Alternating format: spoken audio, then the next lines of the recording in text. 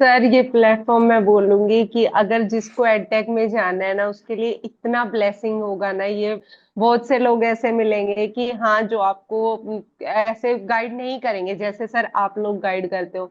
आपको मैंने सर इतनी बार खुद सोचती हूँ और आपका हमेशा आप बिजी रहते थे लेकिन उसके बाद फिर आप रात में मुझे कॉल कर रहे हो जैसे ही आप फ्री हुए हो। तो सर मेरे को ये चीज इतनी अच्छी लगी और प्रॉपर गाइड करना सर। बहुत से लोग होते हैं कि हाँ पैसे ले लिए और फिर बस फिर उसके बाद कोई वो नहीं है, फोन उठाना बंद कर देंगे, वो करना बंद कर देंगे। लेकिन सर आपने कभी ऐसा नहीं करा और मैं ये कहूंगी आप डेमो की प्रिपरेशन इतने अच्छे तरीके से कराते हो कि कुछ सोचने की जरूरत नहीं है। आप 6 बार रिजेक्ट करोगे तो और लोगों को ये सोचना चाहिए कि हाँ वो 6 बार रिजेक्ट कर रहे हैं तो उसमें कुछ ना कुछ, और हर बार आप नई चीजें बताओगे।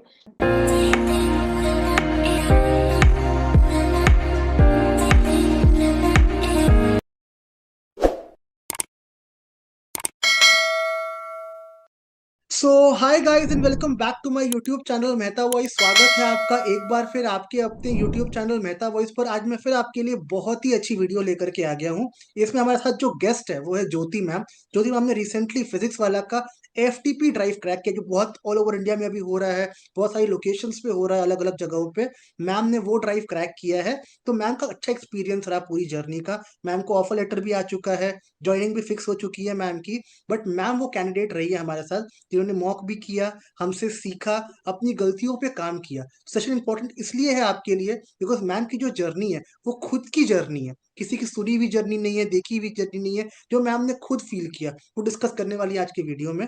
तो आपसे रिक्वेस्ट, सेशन को एंड तक देखना है, बिल्कुल स्किप मत करिएगा सेशन को। मैम की जो पॉइंटर्स है, जो लर्निंग है, उससे आप सीखिएगा। आप किसी भी कंपनी की तैयारी कर रहे हैं, कोई भी ब्रांड है एडटेक का, आप पर्टिकुलरली उसका इंटरव्यू क्रैक कर सकते हैं मैम की गाइडेंस से। तो please listen to ma'am. FTP recently crack करी है मैम ने, तो मैम को बहुत अवेयरनेस है प्रोसेस कैसे होता है, क्या होता है। आप जब जाओगे एफटीपी में तो कैसे क्या करना होगा आपको, ये सुन के आपको आइडिया मिलेगा और आप भी अपने इंटरव्यूज को क्रैक कर पाएंगे। तो प्लीज सुनिएगा और इसको अपनी लाइफ में इंप्लीमेंट कीजिएगा to crack all the big company interviews जो भी अपीयर करने वाले हो आप। तो Jyoti ma'am, welcome to my YouTube channel Mehta voice. As you know, बहुत खुशी है इस चीज की, बहुत हमने डिस्कशन भी करे हैं, कॉल से बातें भी हुई हमारी इस बारे में कि बहुत खुशी है कि आपने ये ड्राइव क्रैक करा। बिकॉज हमें पता है हमने कितनी एफर्ट करी, शुरू से शुरू किया था, प्रैक्टिस करी, प्रेपरेशन करी। कभी आपका ड्रीम था, मैंने आपसे जैसे बोला भी था सेशन में कि यार मुझे ये चाहिए कि आप सेशन में आओ, इंटरव्यू एक्सपीरियंस शेयर करो लोगों के साथ, आप वहां तक पहुंच जाओ। जो आपका ड्रीम है वो आपके लिए अचीवेबल, आप अचीव भी कर लो और आप बताओ लोगों को आपकी जर्नी। आज वो ड्रीम कम ट्रू हो रहा है कि आप सेशन में आके एज अ गेस्ट आए हो इस सेशन में और अपने एक्सपीरियंस शेयर करने आए हो इस सेशन में। तो ये कितना फ्रीक्वेंट टाइम में हुआ कि हमने कहाँ से स्टार्ट किया, कहाँ आके एंड किया है। People wants to know on YouTube कि ये मैजिक कैसे हुआ, ये जर्नी कैसे सक्सेसफुल हो पाई, कैसे आपने एफर्ट्स करी, क्या रोल था पूरे प्रिपरेशन में आपका, और कैसे आपने ये एफटीपी क्रैक करी है। पहले स्टार्ट करते हैं आपके एक basic intro say about you, लोग जान जाए आपके बारे में, आप कौन है, कहाँ से बिलोंग करती है। Then we'll move with this journey कि आपने अप्लाई कैसे किया और ये मैजिक जो पूरा हुआ है आपकी लाइफ में, ये कैसे हुआ एक्चुअली, और आपको ये ड्रीम जॉब मिली कैसे। So over to you, you can start with your intro. Sir मेरा नाम ज्योति है और मैं हरियाणा से बिलोंग करती हूँ। तो सर सबसे पहले क्या हुआ था, मतलब मैंने बीएससी करी थी नॉर्मल से ही कॉलेज से। तो मतलब मैं हमेशा से ही एवरेज स्टूडेंट रही हूँ, मैं कोई इतना वो नहीं रही हूँ। तो मैंने बीएससी करी, उसके बाद सर मैंने बीएड करी, उसके बाद मैंने एमएससी करी। तो फिर सर मेरे को ये था कि ड्यूरिंग माय एमएससी मैंने डिसाइड कर लिया था कि हाँ मुझे अब कुछ करना है। ये नहीं कि हाँ मेरे को थोड़ा सा इंडिपेंडेंट होना है। तो सर मेरे को ये था, मतलब मेरी ड्रीम कंपनी ही फिजिक्स वाला थी। ये चीज मैंने शायद आपको बोली भी थी कि मेरे को यस। फिजिक्स वाला में ही जाना है। क्योंकि जैसे मैंने अलग सर को देखा है कि वो इतने अफोर्डेबल प्राइस में वो कोचिंग वगैरह देते, तो मेरे को यही था कि बेशक मेरे को इसी में ही जाना है। मैंने शायद मैम को भी यही बात बोली थी कि मैम मेरी हमेशा प्रायोरिटी फिजिक्स वाला ही है। तो सर मेरे को ये था कि मेरे को ये नहीं पता था कि इसमें जाते कैसे हैं। तो सर एक दिन मैं ऐसे ही वीडियो स्क्रॉल कर रही थी और वो पता नहीं मैं ऐसे ही, मैंने, मेरे को आज तक याद है सर, मैंने ऐसे सर्च करा था कि how to become a teacher in the physics वाला। तो हम्म। सर वो तब मेरे को आपकी वीडियो आई थी। तो मैंने हम्म। जस्ट ऐसे ही देखा तो मेरे को लगा कि हाँ चलो ठीक है, मैं कर लेती हूँ एक बार आपसे बात। मैंने रात में ही आपको कॉल करी थी। तो फिर हम्म। आपने मेरे को पूरा प्रोसेस बताया था कि कैसे डेमो करना है, कैसे क्या करना है। तो मेरे को सर पहले ये था कि सबसे ज्यादा मेरे को जो बुरा काम लगता था वो यही लगता था कि मेरे को डेमो से बहुत ज्यादा एलर्जी थी, कि मुझे नहीं बनाना डेमो। तो आपने मेरे को बोला कैसे बनाना है, तो सर मैंने डेमो बनाया, वो पहला डेमो बनाया। वो मैंने, मेरे को सच में ही बहुत खराब डेमो था वो मेरा। फिर मैंने वो आपको सेंड करा, तो आपने मेरे को बताया कि नहीं ज्योति, इस ऐसे डेमो से आप कभी सेलेक्ट नहीं होगे। तो आपने मेरी वो कमियां बताई, तो फिर मैंने सोचा कि ठीक है अब दोबारा से डेमो बनाते हैं। सर मैंने फिर से डेमो बनाया, वो फिर से आपने रिजेक्ट कर दिया कि नहीं ज्योति अब भी इसमें कमी है, बहुत सारी कमी है। तो सर फिर मैंने तीसरा डेमो बनाया, फिर भी आपने रिजेक्ट कर दिया। फिर उसके बाद सर मुझे लगा कि नहीं मुझसे नहीं हो पाएगा, तो सर मैंने 3-4 महीने का ब्रेक ले लिया। मुझसे नहीं हो पाएगा। फिर मैंने एक बार सोचा कि नहीं मुझसे क्यों नहीं हो पाएगा, करते हैं काम करते हैं इस पे। उसके अगले दिन ही मैंने डेमो बनाया, और फिर सर आपने फिर भी उसमें कमी निकाली कि नहीं ज्योति अब भी ये सही नहीं है। उसके बाद लेकिन सर जो आप मेरे को कमियां निकाल रहे थे, हर बार कोई नई चीज बता रहे थे कि अब की बार पहले से थोड़ा बेटर है, लेकिन अब की बार आपको इसमें और चीज ऐड करनी होगी। तो वो हर बार मैं नई चीजें ऐड कर रही थी उसके अंदर। तो फिर सर फाइनली आपने मेरा कम से कम 5-6 डेमो के बाद आपने मेरे को बोला कि हाँ अब की बार आपका डेमो थोड़ा सा सही है। तो फिर मेरे को थोड़ी सी खुशी हुई कि चलो यहाँ तक तो मेरा डेमो थोड़ा सही हुआ। उसके बाद सर मैंने आपका चैनल सब्सक्राइब किया हुआ था, तो उसमें आ जाती है वो मैम बता रही थी कि ऐसे ऐसे एफटीपी हो रही है। तो सर मेरे को लगा कभी ऐसे फेक हो एफटीपी, मतलब मैम तो वैसे सही ही बोलेंगी, लेकिन वो होता है ना कि कई बार ऐसे ही गूगल फॉर्म गूगल पे कभी फेक हो। तो सर मैंने आपको कांटेक्ट करा, आपको याद हो तो मैंने मैसेज करा था कि सर ऐसे ऐसे एफटीपी हो रही है, क्या मुझे जाना चाहिए? तो आपने मेरे को बोला था कि हाँ आपको जाना चाहिए। फिर सर मैंने थोड़े दिन प्रिपरेशन करी, 2-3 दिन प्रिपरेशन करी, फिर वही है डिमोटिवेशन, क्योंकि सर मेरा सब्जेक्ट पहले से ही तैयार था, तो मेरे को कोई इतना डर था। मैं आपको भी हमेशा बोलती थी कि सर मेरा सब्जेक्ट हाँ। बहुत अच्छे से तैयार है। तो हम्म। फिर उसके बाद मैंने आपको कॉल करा, फिर मैंने आपको बोला कि सर मेरा हो जाएगा ना। तो सर मेरे को अच्छे से याद है आपने बोला था कि ज्योति अब आपका नहीं होगा तो किसका होगा, मेरे को आप पे पूरा विश्वास है। तो सर आपको मेरे पे था, पर मेरे को खुद पे फिर भी डाउट था कि कभी मेरी इतनी अच्छी सब्जेक्ट की तैयारी थी सर, लिटरली मेरे को एनसीईआरटी की एक एक लाइन पता थी, और फिर भी मेरे को अपने ऊपर डाउट था कि कभी ना होना ऐसे करके। हम्म। आपने बोला था कि अगर नहीं होगा तो कोई बात नहीं, मत होने दो, और एफटीपी आएंगी, हम फिर से लड़ेंगे, हम फिर से खड़े होंगे, फिर से लड़ेंगे, और फिर नहीं होता है तो हम फिर तक कर, लेकिन हाँ आपको जॉब मिलेगी। तो फिर मेरे हम्म। को लगा कि हाँ चलो बिल्कुल कूल रहते हैं, क्योंकि 2 दिन बाद ही मेरा फिर से एफटीपी था, जयपुर में था, मैं जयपुर गई, तो मेरे को लगा कि कभी जयपुर भी जाऊं, इतनी दूर यहाँ से गुड़गांव से जयपुर जाना बहुत हम्म। मुश्किल काम है। तो फिर मैंने जैसे तैसे करके मैं सोची कोई बात नहीं, मेहता सर तो है ही, वो कुछ ना कुछ करवा देंगे, यहाँ पे नहीं हुआ तो कुछ ना कुछ और होगा, कुछ सीख के ही आएंगे, चले जाते हैं। तो सर हम्म। हम देने टेस्ट देने चले गए, तो सर वहां पे जब हम सेंटर पे गए तो 10-15 बच्चे ही तो आएंगे, ज्यादा नॉलेज किसको होती है। लेकिन सर लिटरली वो पूरा सेंटर भरा हुआ था, इतने बच्चे थे वहां पे। और मैंने वो क्राउड देखी तो मैं सोची मेरा तो कहाँ ही होगा, इतने सारे बच्चे हैं, मेरा तो होना जाना कुछ है ही नहीं। और सर वहां पे जो मेरे साइड में लड़की बैठी हुई थी, वो पीएचडी कर रही थी, और मेरे हम्म। को लगा कि इसने तो पीएचडी कर रखी है तो इनका तो वैसे ही हो जाएगा। तो सर फिर मैंने फिर भी अपने आप को कूल रखा कि कोई बात नहीं, देखते हैं, होगा तो ठीक, नहीं होगा तो ठीक। तो सर उसके बाद फिर वही हुआ कि वो उन्होंने हमें 10 बजे तक, मैं वहां पे सेंटर पे सर 9 बजे पहुंच गई थी, फिर उन्होंने हम्म। हमें 10 बजे तक बैठाए रखा। फिर उसके बाद उन्होंने हमें मतलब वही दे दिया कि टेस्ट दे दिया कि अब आप उन इस टेस्ट को करो। तो उसमें सर 45 क्वेश्चन थे। तो 45 क्वेश्चन में हम ये कह सकते हैं सर कि जो 35 से 38 क्वेश्चन थे वो एनसीईआरटी बेस्ड थे, कि जो हम्म। एनसीईआरटी पढ़ के जाएगा तो वो कर लेगा। लेकिन सर जो बाकी के क्वेश्चन थे वो एनसीईआरटी से बाहर थे, उसमें मतलब एप्लीकेशन बेस्ड थे वो। और सर मेरे को ऐसा लगता है कि वही क्वेश्चन ऐसे थे जो डिसाइड कर रहे थे रैंक को, क्योंकि उन्होंने इतने सारे बच्चों में से सिर्फ और सिर्फ सर 10 बच्चों को सेलेक्ट करा था और किसी को नहीं करा। तो करेक्ट। शायद एनसीईआरटी तो सर हर कोई पढ़ के जाता है। जो मेरे साथ में हम्म। पीएचडी वाली लड़की बैठी हुई थी, वो उसने तो मेरे से भी ज्यादा अच्छी एनसीईआरटी पढ़ी होगी, लेकिन उसका नहीं हुआ सर उस टाइम पे अनफॉर्चुनेटली। लेकिन ये था कि वो शायद 10 क्वेश्चन ही डिसाइड कर रहे थे, वो जो बाकी के 8-9 बचे हुए थे। तो सर फिर करेक्ट। भी मेरे को ये था कि मैं थोड़ा और भी हाई लेवल का भी पढ़ के गई थी, मैंने आपको भी बताया था कि सर मैंने नीट से हम्म। भी थोड़ा हाई लेवल का पढ़ लिया है। तो सर मेरा टेस्ट अच्छा हो गया, और मेरे को सर ऐसा लगता है मेरे 45 में से 43 क्वेश्चन सही होंगे। और ओ माय एक गॉड। क्वेश्चन ऐसा था जो मैंने छोड़ ही दिया था, और एक हम्म। क्वेश्चन में मुझे डाउट था कि हाँ ये सही भी हो सकता है और ये नहीं भी हो सकता, और मैंने वो अब तक देखा भी नहीं, क्योंकि वो क्वेश्चन मेरे को याद नहीं आ रहा एग्जैक्टली था क्या वो। तो वो क्वेश्चन शायद मेरा गलत हो, बाकी मेरा सही था सर, ऑलमोस्ट सही था बिल्कुल। क्योंकि हम्म। डायरेक्ट जो मैं पढ़ के गई थी वो ही आ रखा था, उससे बाहर जो आपने नोट्स दे रखे थे उनसे बाहर भी कुछ भी नहीं था। तो सर करेक्ट। फिर वो टेस्ट हो गया। अब टेस्ट के बाद सर मेरे को इतना कॉन्फिडेंस बिल्कुल आ गया था कि हाँ अब मेरा टेस्ट में तो नाम आ ही जाएगा, ऐसा कुछ भी नहीं है जो ना आए। तो सर उन्होंने मतलब ऐसे था, उन्होंने 10 बच्चों को सिलेक्ट करा था। तो जैसे उन्होंने सर 2-3 नाम बोले ना, तो क्योंकि वो लिस्ट बिल्कुल छोटी सी दिख रही थी, क्योंकि हम्म। इतने सारे बच्चे और वो लिस्ट थी बिल्कुल छोटी सी।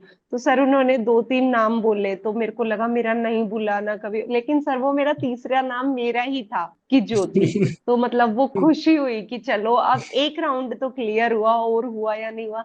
लेकिन सर वो भीड़ देखी थी, और वो अचानक से भीड़ गायब हो गई, सिर्फ 10 बच्चे बचे उस पूरे रूम में। तो सर मतलब एक खुशी हुई कि चलो मतलब मैं इनसे तो आगे निकली हूँ। फिर मेरे को थोड़ा सा ये लगा ठीक है, अगर डेमो नहीं होता है तो मेरे को एक ये सेटिस्फेक्शन रहेगा कि मेरा टेस्ट क्लियर हुआ है। सर उसके करेक्ट। बाद मतलब हम बैठाए रखे उन्होंने, मेरा डेमो भी सर 5 बजे के करीब हुआ था। तो वहां पे सर फिर 5 बजे मेरा डेमो आया। तो डेमो में क्या था सर, मैंने कभी स्मार्ट बोर्ड नहीं चलाया था, कभी आज तक मैंने यूज नहीं करा था। मैंने आपको भी बहुत बार बोला था कि सर मैंने कभी यूज नहीं करा है। तो सर उन्होंने हमें एक रूम में भेज दिया, और उन्होंने ऐसे माइक वाइक, अब मेरे को स्मार्ट बोर्ड पे पढ़ाना, वो सबसे मेरे को बात हेजिटेशन वाली उस टाइम पे ये लगी कि अब मैं स्मार्ट बोर्ड पे कैसे पढ़ाऊंगा। लेकिन सर जो सर इंटरव्यू ले रहे थे ना, वो हमारा इंटरव्यू ऑनलाइन ही ले रहे थे, वो डेमो भी ऑनलाइन ही ले रहे थे। तो वो लैपटॉप के जैसे होती है उनकी रिकॉर्डिंग चल रही थी और वो हमें देख रहे थे। तो सर मेरे को उन सर का नाम नहीं पता, लेकिन उन सर ने मेरे को इतने अच्छे से गाइड करा ना, मैं बहुत थैंकफुल हूँ उन सर का। तो उन्होंने सर ने बताया कि मतलब ऐसे वो बोलते हैं बहुत से लोग कि वो जो डेमो लेते हैं इंटरव्यू लेते हैं वो बहुत स्ट्रिक्ट होते हैं, लेकिन सर मेरे केस में बहुत अच्छे सर थे वो। उन्होंने मेरे को प्रॉपर गाइड करा कि ज्योति आप ऐसे स्मार्ट बोर्ड चढ़ाओ, क्योंकि उनको भी पता चल चुका था कि न इसने कभी नहीं चलाया है। तो उन्होंने मेरे को बहुत अच्छे से गाइड करा कि आप ऐसे पेन का यूज करो, आप ऐसे करो। तो सर मेरा डेमो शायद 15 मिनट चला होगा, और उनको मेरा डेमो मेरे को लग रहा था कि वो बहुत सेटिस्फाइड हो रहे हैं, और मैं भी बिल्कुल नेट लेवल तक का अपना प्रिपेयर करके गई थी। तो सर मैं इस वजह से अपना डेमो बहुत ही अच्छे से करके गई थी, मतलब कि हाँ मैं एक भी लाइन नहीं छोड़ के गई कि कहीं से यहाँ से क्वेश्चन अगर पूछ लिया तो वो भी ना हो। तो उन्होंने 15 मिनट के बाद मुझे रोक दिया कि ज्योति अब आप रुक जाओ, अब इंटरव्यू की बारी है। क्योंकि मेरा डेमो और इंटरव्यू उन्हीं सर ने लिया था एक साथ ही। तो फिर करेक्ट। सर उन्होंने मेरे से इंटरव्यू के क्वेश्चन पुट अप करे। और सर इंटरव्यू में मतलब उन्होंने मेरे से इतने क्वेश्चन पूछे थे, इतने क्वेश्चन पूछे थे कि मेरा इंटरव्यू ही कम से कम आधे घंटे तक चला होगा। क्योंकि हम्म। सर उन्होंने मेरे से, और इंटरव्यू टेस्ट आपका एनसीईआरटी से हो जाएगा, कोई दिक्कत नहीं है। लेकिन सर वो जब इंटरव्यू होता है ना, तो इंटरव्यू कभी आपका, मैं नहीं बिल्कुल भी सजेस्ट नहीं करूंगी कि एनसीईआरटी से हो जाएगा। क्योंकि जो इंटरव्यू ले रहे थे सर, वो एक क्वेश्चन एनसीईआरटी का नहीं था, वो सब कुछ ही एनसीईआरटी से आउट ऑफ एनसीईआरटी था। उन्होंने मेरे से पूछा सबसे पहले, उन्होंने ये क्वेश्चन तो एनसीईआरटी का ही था, उन्होंने मेरे से पूछा कि वाटर वेस्कुलर सिस्टम और वाटर कैनाल सिस्टम किस किस में होता है। तो उसने सर, तो सर वो तो एनसीईआरटी का ही क्वेश्चन था सिर्फ एक। तो सर उन्होंने एक जो ह्यूमन रिप्रोडक्शन वाला चैप्टर है उसमें से बहुत हाई लेवल के क्वेश्चन पूछे थे उन्होंने मुझसे।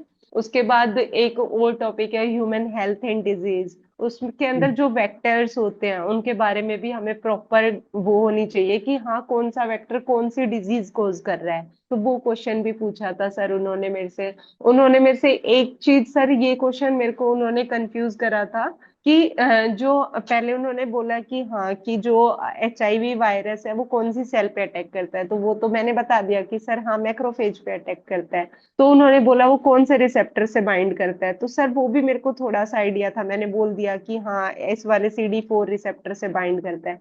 तो फिर सर उन्होंने मेरे को बताया कि हाँ इसी रिसेप्टर से बाइंड क्यों करता है। अब सर वहां पे हम्म। मैं ब्लैंक हो गई, मुझे नहीं पता था। तो फिर हम्म। सर मैंने बोला कि सर नहीं, मुझे नहीं पता इस बात के बारे में।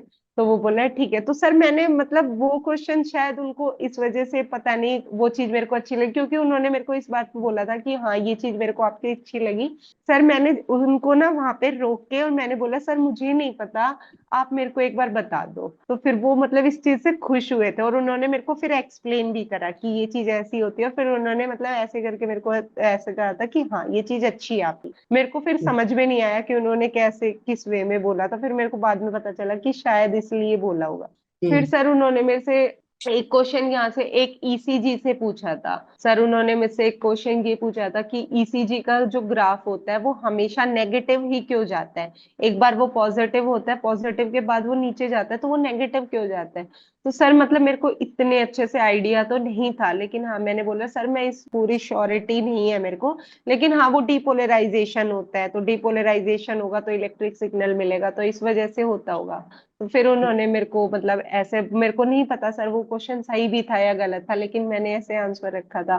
तो फिर उन्होंने मतलब ना मेरे को ऐसे बोला कि वो गलत है, तो उन्होंने दूसरा क्वेश्चन पुट अप कर दिया था मेरे को। तो फिर और क्वेश्चन पूछे थे सर उन्होंने मेरे से, मतलब ये भी पूछा था, हार्ट से बहुत क्वेश्चन पूछे थे, मतलब बिल्कुल ही एनसीईआरटी के बियॉन्ड पूछे थे।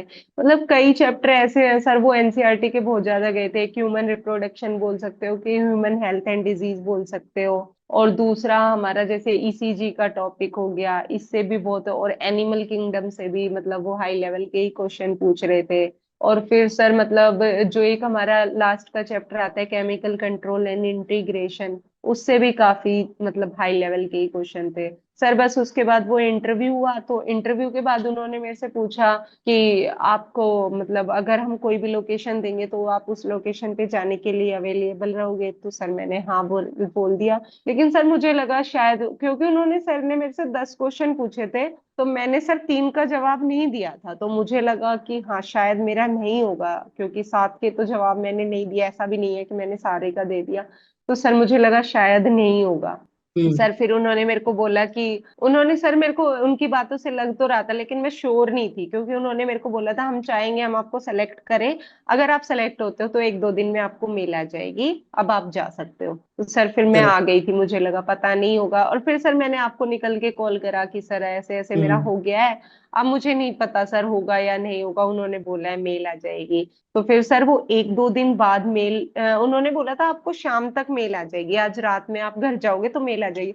और सर मैं रात में सो नहीं रही हूँ, मैं बार बार मैं मेल ही देख रही हूँ, मेरे को मेल आया है या नहीं आया, मेल आया है या नहीं आया, फिर मेरे को नहीं आया, तो मुझे लगा, फिर मैंने आपसे पूछा भी था सर नेगेटिव मेल भी आती है क्या, तो आपने बोला हाँ नेगेटिव भी आएगी, आप घबराओ मत। तो फिर सर उनका मेरे को 1 दिन बाद ही आ गया था, मैंने आपको बताया था कि हाँ सर ऐसे, वो भी सर मैंने आपको ही सबसे पहले बताया था। फिर उन्होंने मेरे को बताया कि राइट। ऐसे ऐसे करके मेल आ गया है, तो फिर मैंने आपको तुरंत कॉल करी कि सर मेरे को मेल आ गया है ऐसे ऐसे करके, लेकिन मुझे नहीं पता, उन्होंने तो ऐसे बोल रखा है कि कंफर्म नहीं है, तो आपने बताया कि नहीं ज्योति वो कंफर्म ही है। लेकिन सर सच में मैं तब तक कंफर्म नहीं थी, क्योंकि तो फिर उसके बाद भी मेरे को ऑफर लेटर आया, तब अब मेरे को ऑफर लेटर आया, वो भी सर मैंने सबसे पहले आपको ही बताया है। तो फिर उसके बाद मुझे लगा कि चलो फाइनली हो गया, अब ज्वाइनिंग डेट वगैरह सब कुछ सर आ गए हैं, तो मतलब बहुत सेटिस्फेक्शन मिली, और सर सब कुछ आपकी वजह से ही हो पाया है। मैं सच में बोलती हूँ, आपका चैनल नहीं मिलता तो सर मैं कभी इस प्लेटफॉर्म पे नहीं बैठी होती। और सर आपने मीन्स बोला अ था कि मैं चाहता हूँ कि हाँ इंटरव्यू देने आओ, और सर आपकी वजह से मैं आपके ही चैनल पे इंटरव्यू देने आ गई, मेरे लिए सर इससे बड़ी बात कोई नहीं है सच में। और जो मीन्स ड्रीम अ जो मैं चाहती थी सर वो मेरे को मिल गई, और सिर्फ आपकी वजह से। अगर मेरे को आपका चैनल नहीं मिलता तो मुझे कभी कुछ पता नहीं चलता। आपका मीन्स चैनल अ एक तरीके से ब्लेसिंग है मेरे लिए सर, सच में। Means a lot. So guys, देखा आपने मैम की जर्नी को, मैम की वंडरफुल जर्नी मैं कहूंगा, बिकॉज मैम ने शुरू से एफर्ट्स करी, सब चीजें प्रैक्टिस करी, एंड देन फाइनली मैम ने क्रैक किया। डेमो 6 बार रिजेक्ट होने के बाद, मना करने के बाद, फीडबैक सुनने के बाद, फिर वो उठ खड़ी हुई, फिर डेमो बनाया, फिर दिखाया, अपनी गलतियों पे काम किया। ड्रीम कंपनी थी फिजिक्स वाला। समडे हम डिस्कस करते थे कि कब मिलेगा कब मिलेगा।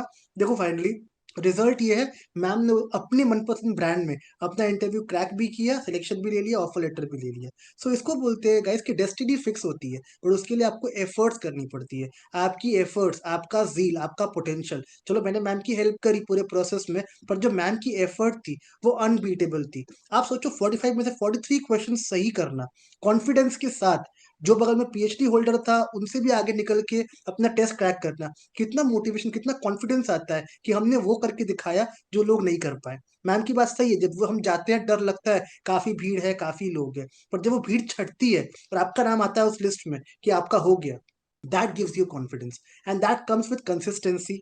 रोज पढ़िए, प्रैक्टिस करिए। मैम शुरू से बोलती थी सब्जेक्ट कमांड है, सब्जेक्ट कमांड है। Then she prove that day, जब टेस्ट था तब लगा कि नहीं यार, कमांड तो है सब्जेक्ट पे।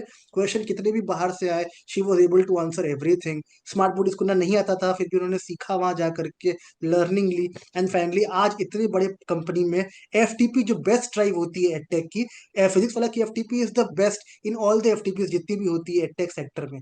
नाम ने वो क्रैक किया है। सो गाइस, इसी को बोलते हैं कि नामुमकिन लाइफ में कुछ नहीं है, हर चीज पॉसिबल है, अचीवेबल है, बस आपको हार नहीं माननी है। एफर्ट्स करो, कोशिश करो, आपके लिए सब मुमकिन है, बशर्ते आप खुद से ना हार जाओ। फेलियर्स तो आते हैं लाइफ में गाइस, सबकी लाइफ में फेलियर्स आते हैं, but you have to actually try again. जैसे हम बोलते हैं ना कि नहीं हुआ तो कोई बात नहीं, फिर ट्राई करेंगे, रिट्राई कर लेंगे। अकॉर्डिंगली आपको इसमें ट्राई करना है, इन चीजों को अच्छे से गो थ्रू करना है। ट्रस्ट मी, कुछ भी मुश्किल नहीं है, नामुमकिन नहीं है। तो ज्योति, लोगों को आप क्या बताओगे मेहता वॉइस के प्लेटफॉर्म ने क्या हेल्प किया, किस तरह से वो हेल्प करता है पूरी जर्नी में, और कुछ वर्ड्स में बताइए कि ये प्लेटफॉर्म लोगों के लिए कैसे हेल्पफुल है। सर ये प्लेटफॉर्म मैं बोलूंगी कि अगर जिसको एडटेक में जाना है ना, उसके लिए इतना ब्लेसिंग होगा ना ये चैनल। मैं कह रही हूँ कि जिसको भी एडटेक में जाना है ना, उसको 1% भी सोचना नहीं चाहिए। आपको मैंने सर इतनी बार खुद सोचती हूँ, और आपका हमेशा आप बिजी रहते थे, लेकिन उसके बाद फिर आप रात में मुझे कॉल कर रहे हो जैसे ही आप फ्री हुए हो। तो सर मेरे को ये चीज इतनी अच्छी लगी, और प्रॉपर गाइड करना सर। बहुत से लोग होते हैं कि हाँ पैसे ले लिए और फिर बस, फिर उसके बाद कोई वो नहीं है, फोन उठाना बंद कर देंगे, वो करना बंद कर देंगे। लेकिन सर आपने कभी ऐसा नहीं करा, और मैं ये कहूंगी आप डेमो की प्रिपरेशन इतने अच्छे तरीके से कराते हो कि कुछ सोचने की जरूरत नहीं है। आप 6 बार रिजेक्ट करोगे तो और लोगों को ये सोचना चाहिए कि हाँ वो 6 बार रिजेक्ट कर रहे हैं तो उसमें कुछ ना कुछ, और हर बार आप नई चीजें बताओगे। तो सर मैं तो ये बोलूंगी कि ये चैनल मेरे लिए तो इतना ब्लेसिंग हुआ है, तो किसी के लिए, हर किसी के लिए ये ब्लेसिंग होगा। और सर मैंने तो सच में 3-4 लोगों को गाइड ही करा है कि हाँ मेहता वो इस चैनल मेरे लिए तो सर यूट्यूब के चैनल में से सबसे बेस्ट आपका चैनल है। Means a lot, means a lot. ये जो काइंड वर्ड्स हैं आपके, this actually makes my day very special. हम जो बोलते हैं ना गाइस कि हम जो एफर्ट्स करते हैं ना, वो ऐसे दिखता है। मैम जैसी कितने फैकल्टीज है जो वेल डिजर्विंग है, डेस्टिनी नहीं मिलती, उनको हम रास्ता दिखाते हैं, पाथ दिखाते हैं, how you have to go through. हमारा काम है मेंटरशिप देना। हम हमेशा बोलते हैं गाइडेंस हम देंगे। आपको पेपर्स चाहिए टेस्ट के, मॉक इंटरव्यूज चाहिए, डेमो की प्रेपरेशन चाहिए, जैसे मैम ने बोला, गलतियां करी, फीडबैक लिया, फिर काम किया, फिर अगेन डेमो बना के दिखाया, फिर गलतियां सुनी। तो ये चलता रहेगा प्रोसेस जब तक आपका सिलेक्शन नहीं होता है, या आपको नहीं फील होता है कि हाँ मेरी गलतियां ठीक हो चुकी है, अब मेरी मिस्टेक्स नहीं हो रही है, तब तक आपको हम इसके लिए गाइड करेंगे फॉर श्योर। तो ये two way kind of thing है। हम भी आपकी हेल्प करते हैं पूरी जर्नी में, एज अ मेंटर आपको गाइड करेंगे, कॉल्स पिक करेंगे, आपको आंसर करेंगे, आपको गाइड करेंगे, पेपर्स, कंटेंट में contact number of HR, resume building, हर चीज हम करा के देंगे। अगर आपको हमसे जुड़ना है, हमसे जुड़ने के 3 बेसिक मेथड्स है बेसिकली। एक व्हाट्सअप नंबर आपके स्क्रीन पे फ्लैश आउट कर रहा होगा, हमको व्हाट्सअप कर दो उस नंबर पे। मैं या मेरी टीम पर्सनली गेट बैक करेगी, बातें करेंगी, आपके इश्यूज को सुन के, समझ के उसको रिजॉल्व करेंगे, कैसे आपको क्या हेल्प देनी है पूरे प्रोसेस में। एक टेलीग्राम चैनल भी हमारा है आपके लिए, फ्री ऑफ कॉस्ट है, उसका लिंक डिस्क्रिप्शन बॉक्स में दिया गया है, उसको ज्वाइन कर सकते हो। अपडेट सारी आती है फ्री ऑफ कॉस्ट में। और सबसे हैंडी है हमारा व्हाट्सएप चैनल। कोई अपडेट वगैरह अगर पब्लिश ना कर पाए यूट्यूब पे, मैम ने भी, ज्योति ने भी अपडेट वहां चेक करी थी चैनल पे कि how we have publish the FTP updates, क्या है उसमें, सब कुछ रहता है उसमें, पूरा स्क्रीनशॉट रहेगा, अपडेट्स रहेंगी पूरी, आप देख के अपने हिसाब से उसको फिल आउट कर सकते हो। So guys, it's the high time now. अगर आपने अभी तक भी स्टार्ट नहीं किया है, मैम ने जैसे बोला कि कभी नेवर एंडिंग जर्नी होती है ये, एक में नहीं हुआ, सेकंड में करेंगे, थर्ड में करेंगे, फोर्थ में करेंगे, हमेशा हम भी यही बोलते हैं। एक जगह फेल हो गए ना, फेलियर से सीख के आओगे, ये गलतियां हुई है, ये मिस्टेक्स हुई है, आगे मिस्टेक्स रिपीट नहीं करनी है। जब तक आप खुद से नहीं हार जाते हो, तब तक कोई आपको हरा नहीं सकता है। ये मेरे वर्ड्स डेफिनेटली रहते हैं। सो आप एफर्ट्स करते जाओ, हम आपको हमेशा बोलते हैं, मैम को ही बोला था, आपको ही बोलते हैं, ऑप्शन काफी देंगे। एक कंपनी नहीं हुई, सीख के आए, सीखा हमारी मिस्टेक कहाँ रह गई, कमी कहाँ रह गई, अगली बार वो कमी दूर करेंगे, थर्ड में और कमी दूर करेंगे। फेलियर सबकी लाइफ में आते हैं, but if you are consistent ना, जॉब क्रैक करना आपके लिए मुश्किल नहीं है। सो आपसे रिक्वेस्ट करूंगा, if you have not started, अभी ड्राइव का सीजन है, ये ऑप्शन चल रहे हैं ड्राइव के, you can get all the option available in market, just you have to be consistent and you have to work hard regarding this. So आज से ही शुरू करिए, हमसे जुड़िए, एक सिंपल कॉन्टैक्ट नंबर है, कनेक्ट करने का, कनेक्ट कर लीजिए हमसे।